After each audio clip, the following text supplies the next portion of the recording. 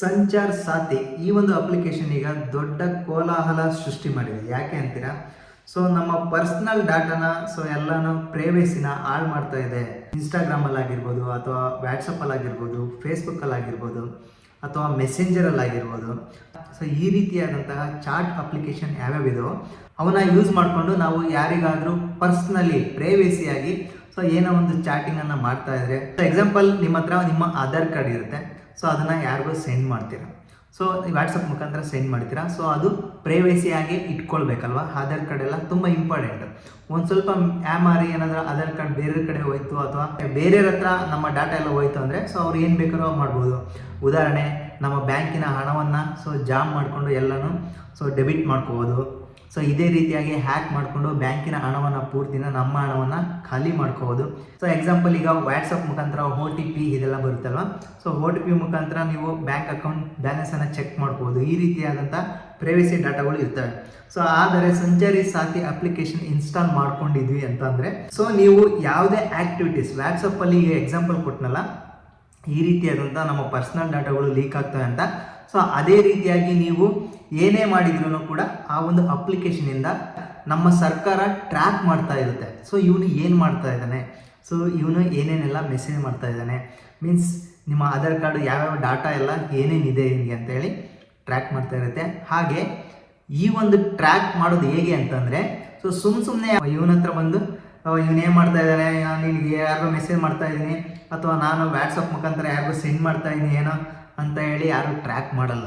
So ನಿನ್ನ ಕಡೆಯಿಂದ ಏನಾದರೂ ಸೊಸೈಟಿಗೆ ತೊಂದರೆ ಆದಾಗ ಈ ಒಂದು ಸಂಚಾರಿ ಅಪ್ಲಿಕೇಶನ್ ತುಂಬಾ ಹೆಲ್ಪ್ಫುಲ್ ಆಗುತ್ತೆ. ಯಾಕೆಂದರೆ ನಾವೇನೇನು ಇಲ್ಲಿಗಲ್ ಚಾಟಿಂಗ್ ಆಗಿರ್ಬೋದು, ನನ್ನ ಡಾಟಾ ಸೋರ್ಸನ್ನು ಯಾರಿಗೋ ಶೇರ್ ಮಾಡಿದ್ನಲ್ಲ, ಇವನು ಡಾಟಾ ಸೋರ್ಸ್ನ ಶೇರ್ ಮಾಡಿಕೊಂಡು ಏನೇನೆಲ್ಲ ಮಾಡಿದ್ದಾನೆ ಅಂತೆಲ್ಲ ಅವರಿಗೆ ಫೈಂಡ್ ಔಟ್ ಮಾಡೋಕ್ಕೆ ತುಂಬಾ ಈಸಿ ಆಗುತ್ತೆ ಸಂಚಾರಿ ಸಾಥಿ ಅಪ್ಲಿಕೇಶನ್ನಿಂದ.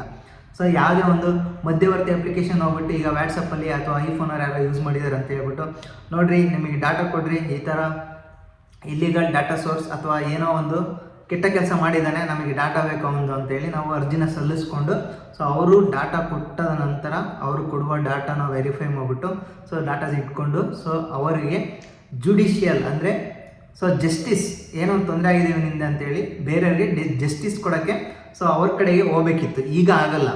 ಜಸ್ಟ್ ಸಂಚಾರಿ ಸಾಥಿ ಅಪ್ಲಿಕೇಶನ್ ಇದ್ದರೆ ಏನೇನು ಮಾಡಿದ, ಏನು ಮೊಬೈಲಲ್ಲಿ ಏನೇನು ಇಲ್ಲಿಗಲ್ ಆ್ಯಕ್ಟಿವಿಟೀಸ್ ಮಾಡಿದ ಅಂತ ಎಲ್ಲನೂ ಗೋರ್ಮೆಂಟ್ನವ್ರಿಗೆ ಗೊತ್ತಾಗುತ್ತೆ. ಆ ಉದ್ದೇಶದಿಂದ ಈ ಒಂದು ಅಪ್ಲಿಕೇಶನ್ನ ಇನ್ಸ್ಟಾಲ್ ಮಾಡೋದಕ್ಕೆ ಕಂಪಲ್ಸರಿ ಮಾಡಿದ್ದಾರೆ. ಓಕೆ, ಡಿಸೆಂಬರ್ ಒಳಗಡೆ. ನಾವು ಪರ್ಸ್ನಲ್ ಡಾಟಾ ಎಲ್ಲ ಶೇರ್ ಆಗುತ್ತೆ ಅಂತ ಹೇಳಿದರೆ, ನಮ್ಮನ್ನು ಪರ್ಸ್ನಲ್ಲಾಗಿ ಒಬ್ಬೊಬ್ಬನೇ ಯಾರನ್ನು ಟಾರ್ಗೆಟ್ ಮಾಡೋದಿಲ್ಲ. ಒಂದು ಡಾಟಾ ಸೇವ್ ಎಲ್ಲ ಪ್ರೈವೇಸಿನೂ ಸೇವ್ ಆಗಿರುತ್ತೆ. ನಿಮ್ಮ ಕಡೆಯಿಂದ ಅಥವಾ ಬೇರೆಯವ್ರ ಕಡೆಯಿಂದ ಯಾರಿಗೋ ನಿಮಗೆ ತಪ್ಪಾಗಿದ್ರೆ, ನಿಮಗೆ ಕೆಟ್ಟದ್ದಾಗಿದ್ದರೆ, ಅಥವಾ ನಮ್ಮ ಕಡೆಯಿಂದ ಬೇರೆಯವ್ರಿಗೆ ತಪ್ಪದ್ದಾಗಿ ಅವ್ರಿಗೆ ಕೆಟ್ಟದ್ದಾಗಿದ್ದರೆ, ಅವರು ಒಂದು ಕಂಪ್ಲೇಂಟನ್ನು ಕೊಟ್ಟಾಗ ಅವಾಗ ನಿಮ್ಮ ಒಂದು ಸಂಚಾರಿ ಸಾಥಿ ಅಪ್ಲಿಕೇಶನ್ ಇರುತ್ತಲ್ಲ, ಅದು ನಿಮ್ಮನ್ನು ಯಾವುದೇ ಏನೇನೆಲ್ಲ ಮಾಡಿದೆ ಡಿಜಿಟಲ್ ಆಗಿ ಕ್ರೈಮ್ಗಳನ್ನ ಅದಷ್ಟನ್ನು ಕಂಡುಹಿಡಿಯೋದಕ್ಕೆ ತುಂಬಾ ಸುಲಭ ಆಗುತ್ತೆ. ಆದ್ದರಿಂದ ಈ ಒಂದು ಸಂಚಾರಿ ಸಾಥಿ ಅಪ್ಲಿಕೇಶನ್ ಕಂಪಲ್ಸರಿ ಇನ್ಸ್ಟಾಲ್ ಮಾಡಬೇಕು ಅಂತೇಳಿ ರೂಲ್ಸನ್ನು ತರ್ತಾ ಇದ್ದಾರೆ.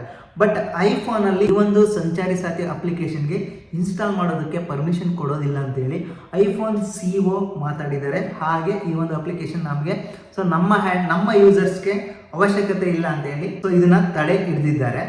ಬಟ್ ಆದರೆ ಈ ಒಂದು ಸಂಚಾರಿ ಸಾಥಿ ಅಪ್ಲಿಕೇಶನಿಂದ ತುಂಬ ಒಳ್ಳೆಯದಾಗುತ್ತೆ ಹೊರತು ಇದೇ ರೀತಿ ಕೆಟ್ಟದಾಗೋದಿಲ್ಲ. ಡಾಟಾ ಸೋರ್ಸ್ ಲೀಕ್ ಆಗುತ್ತೆ. ಯಾವಾಗ ಲೀಕ್ ಆಗುತ್ತೆ ಅಂದರೆ, ಹೇಳಿದ್ನಲ್ಲ, ನಿಮ್ಮ ಕಡೆಯಿಂದ ತಪ್ಪಾಗಿ ಕಂಪ್ಲೇಂಟ್ ಲಾಡ್ಜ್ ಆದಾಗ ಆ ಒಂದು ಡಾಟಾ ಸೋರ್ಸು ನಿಮ್ಮನ್ನು ಐಡೆಂಟಿಫೈ ಮಾಡಿ ಜಸ್ಟಿಫೈ ಮಾಡೋದಕ್ಕೆ, ಡಿಜಿಟಲ್ ಕ್ರೈಮ್ ಏನಾದರೂ ಮಾಡಿದರೆ ಅಥವಾ ಮಾಡಿಲ್ಲದೇ ಇದ್ದರೆ ಅದನ್ನು ಚೆಕ್ ಮಾಡೋದಕ್ಕೋಸ್ಕರ ಈ ಒಂದು ಸಂಚಾರಿ ಸಾಥಿ ಅಪ್ಲಿಕೇಶನ್ನ ಕಂಪಲ್ಸರಿ ಇನ್ಸ್ಟಾಲ್ ಮಾಡಬೇಕು ಅಂತ ಹೇಳಿ ರೂಲ್ಸನ್ನು ತಂದಿದ್ದಾರೆ. ಈ ಒಂದು ಮಾಹಿತಿ ನಿಮಗೆ ಹೆಲ್ಪ್ಫುಲ್ ಆಗಿದೆ ಅಂತ ಅಂದ್ಕೊತೀನಿ. ಆದ್ರೂ ನಿಮ್ಮ ಅನಿಸಿಕೆಗಳನ್ನ ಕಮೆಂಟ್ ಬಾಕ್ಸಲ್ಲಿ ಕಮೆಂಟ್ ಮಾಡಿ. ನಿಮಗೆ ಕಾಣ್ತಾ ಇರೋದು ಅನುಮಾನಾಸ್ಪದ ಮೋಸದ ಸಂವಾದಗಳನ್ನು ವರದಿ ಮಾಡಿ. ಅಂದರೆ ನೀವು ಇಲ್ಲಿಗಲ್ ಏನಾದರೂ ಆ್ಯಕ್ಟಿವಿಟೀಸ್ ನಡೆಸ್ತಾ ಇದ್ದರೆ ವಾಟ್ಸಪ್ಪಲ್ಲಿ ಆಗಿರ್ಬೋದು, ಚಾಟಿಂಗ್ ಅಪ್ಲಿಕೇಶನಲ್ಲಿ, ಅದನ್ನು ವರದಿ ಮಾಡ್ಬೋದು ನೀವು ನಿಮ್ಮ ಒಂದು ಸಂಚಾರಿ ಆ್ಯಪ್ನಿಂದ. ಓಕೆ, ನಿಮ್ಮ ಕಳೆದು ಹೋದ ಕಳವಾದ ಮೊಬೈಲ್ ಫೋನನ್ನು ಬ್ಲಾಕ್ ಮಾಡಿ. ನೋಡಿ, ನಿಮಗೆ ಕಾಣ್ತಾ ಇರೋದು ಈ ಒಂದು ಬೆನಿಫಿಟ್ ಹೇಗೆಲ್ಲ ಯೂಸ್ ಆಗುತ್ತೆ ಅಂತ, ನಿಮಗೆ ಎಷ್ಟು ಹೆಲ್ಪ್ಫುಲ್ ಆಗುತ್ತೆ ಅಂತ. ಬರೀ ನೆಗೆಟಿವ್ ಯೋಚನೆ ಮಾಡಿ ಪಾಸಿಟಿವ್ ಆಗಿ ಯೋಚನೆ ಮಾಡಬೇಕಾಗತ್ತೆ. ಸೊ ನಿಮ್ಮ ಕಳೆದು ಹೋದ ಫೋನನ್ನು ನೀವು ಇಲ್ಲೇ ಕೂತಲ್ಲೇ ಬ್ಲ್ಯಾಕ್ ಮಾಡ್ಬೋದು. ಅಂದರೆ ಬೇರೆ ಒಂದು ಆ ಮೊಬೈಲಿಂದ ಒಂದು ಮೊಬೈಲ್ ನಂಬರನ್ನು ಯೂಸ್ ಮಾಡಿ ಲಾಗಿನ್ ಆಗಿ ಸೊ ಬ್ಲ್ಯಾಕ್ ಮಾಡ್ಬೋದು ನಿಮ್ಮ ಫೋನ್ ಕಂಪ್ಲೀಟಾಗಿ. ಹಾಗೆ ಟ್ರ್ಯಾಕ್ ಕೂಡ ಮಾಡ್ಬೋದು. ಸೊ ಹಾಗೆ ಟ್ರ್ಯಾಕ್ ಕೂಡ ಮಾಡ್ಬೋದು, ಕಂಪ್ಲೇಂಟ್ ಕೊಟ್ಬಿಟ್ಟು ಜಸ್ಟ್ ಟ್ರ್ಯಾಕ್ ಕೂಡ ಮಾಡ್ಬೋದು ನಿಮ್ಮ ಫೋನ್ ಯಾರ ಹತ್ರ ಇದೆ, ಎಲ್ಲೆಲ್ಲ ಓಡಾಡ್ತಾ ಇದೆ ಅಂತೇಳಿ. ನೆಕ್ಸ್ಟ್ ನಿಮ್ಮ ಹೆಸರಿನಲ್ಲಿರುವ ಮೊಬೈಲ್ ಸಂಪರ್ಕಗಳನ್ನು ತಿಳಿದುಕೊಳ್ಳಿ. ಅಂದರೆ ನಿಮ್ಮ ಹೆಸರಿನಲ್ಲಿ, ಅಂದರೆ ನಿಮ್ಮ ಸಿಮ್ ಕಾರ್ಡನ್ನು ನಿಮ್ಮ ಹೆಸರಿನಲ್ಲಿ ತೊಗೊಂಡಿರ್ತಾರಲ್ವ, ಇಲ್ಲಿಗಲ್ಲಾಗಿ ನಿಮ್ಮ ಒಂದು ಆಧಾರ್ ಕಾರ್ಡನ್ನು ಯೂಸ್ ಮಾಡಿ, ತುಂಬ ಪ್ರೈವಸಿ ಇದೆ ಹಂಗೆಲ್ಲ ತಗೊಳಕ್ಕಾಗಲ್ಲ, ಬಟ್ ಆದರೂ ತೊಗೊಂಡಿದ್ರೆ ಸೊ ನಿಮ್ಮ ಹೆಸರಿನಲ್ಲಿರೋ ಮೊಬೈಲ್ ಸಂಪರ್ಕಗಳನ್ನು ತಿಳಿದುಕೊಳ್ಳಿ. ಆ ಒಂದು ನಂಬರನ್ನು ಹಾಕ್ಬಿಟ್ರೆ ಸಾಕು, ಅಂದರೆ ನಿಮ್ಮ ಒಂದು ಆಧಾರ್ ಕಾರ್ಡ್ ನಂಬರನ್ನು ಹಾಕಿದರೆ ಸಾಕು, ನಿಮ್ಮ ಹೆಸರಿನಲ್ಲಿರುವಂಥ ಎಲ್ಲ ಅಂದರೆ ಫೋನ್ ನಂಬರ್ಗಳೆಲ್ಲ ಡಿಸ್ಪ್ಲೇ ಆಗುತ್ತೆ. ನಿಮ್ಮ ಮೊಬೈಲ್ ಫೋನ್ನ ಸತ್ಯತೆಯನ್ನು ಪರಿಶೀಲಿಸಿ. ಅಂದರೆ ನಿಮ್ಮ ಒಂದು ಫೋನಿಂದ ಸೊ ಯಾವುದೇ ಒಂದು ಸೊ ಏನೇ ಮಾಡಿದ್ರು ಹೇಳಿದ್ನಲ್ಲ, ಪ್ರೈವಸಿಯಾಗಿ ಏನೇ ಮಾಡಿದ್ರು ಸೊ ಒಂದು ಸತ್ಯ ತಿಳಿದುಕೊಳ್ಳಬಹುದು ಇದರಿಂದ. ಓಕೆನಾ.